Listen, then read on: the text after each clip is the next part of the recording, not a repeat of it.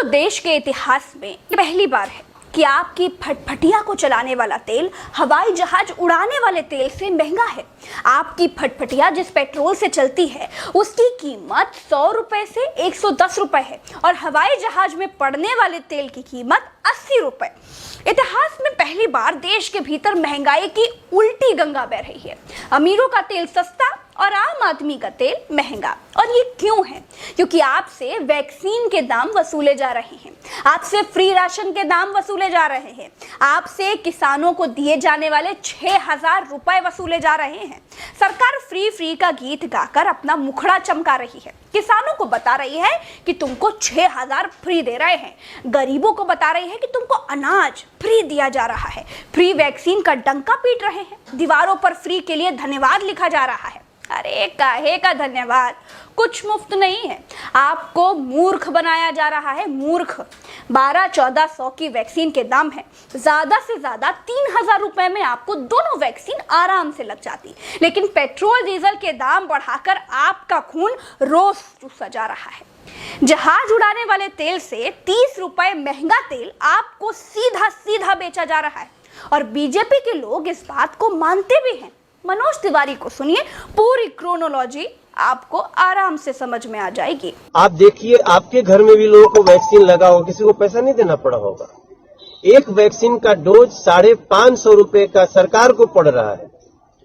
तो एक परिवार में अगर सोचिए 5 आदमी होगा तो 3000 रुपया सरकार ने दिया।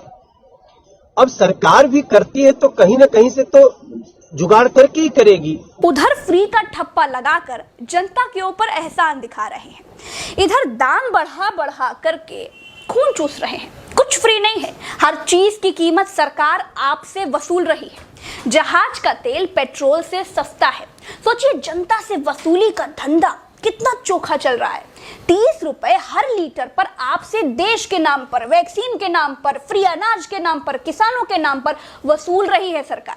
दूसरी तरफ मुफ्त का गीत गा रहे हैं। सरकार के दोनों हाथ में लड्डू है और सिर कढ़ाई में। हवाई चप्पल पहनने वाला भी हवाई जहाज में जा सके, इस सोच के साथ उड़ान योजना चलाई जा रही है। ये हवाई जहाज और हवाई चप्पल वाली बात टोटल जुमला निकली। चप्पल वाले को जहाज में बिठाना तो दूर, जहाज ही बिक गए। सुनते चलिए, जल्दी सुनिए, फिर आगे बहुत लंबी बात करेंगे।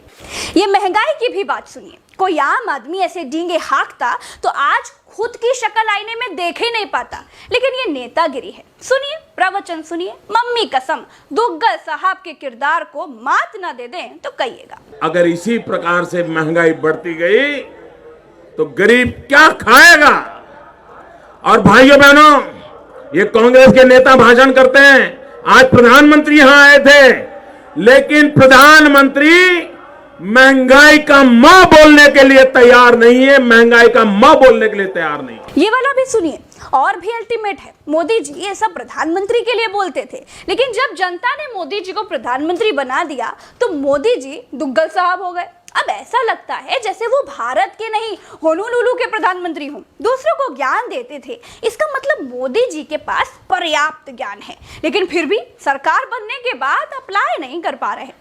और सुनिए, सुनते चलिए, ये बेचने बाचने वाली बातें सुनिए। बेच रहे हैं भारत को, वो बेच रहे हैं भारत को, खामोश मैं कैसे हो जाऊं? मैंने कसम उठाई है, मैंने कसम उठाई है, मैं देश नहीं बिकने दूंगा। मोदी जी जब देश नहीं बिकने दूंगा वाली बात कह रहे थे तो कोई झोला लेकर देश के बाहर खड़ा तो था नहीं। खुद से आकर बताते थे कि मैं देश नहीं बिकने दूंगा, नो, एकदम नहीं, बिल्कुल नहीं बिकने दूंगा। ऐसा लग रहा था जैसे कांग्रेस रजिस्ट्री के पेपर लेकर वाघा बॉर्डर पर खड़ी हो। लेकिन जब मोदी जी को देश नामक दुकान सौंपी गई तो सैटरडे सेल चालू कर दी। देश की कौन कौन सी सरकारी कंपनियां बिक गई, कौन कौन से विभाग बिक गए या मोनेटाइज हो गए, मतलब गिरवी हो गए, और कौन कौन से फॉर सेल के लिए लाइन में खड़े हैं, उसकी जानकारी के लिए गूगल कर लीजिएगा। अगर अभी बताने बैठूंगी तो वीडियो और लंबा हो जाएगा। ये देखिए, ये लोग सिलेंडर लेकर गरबा कर रहे हैं।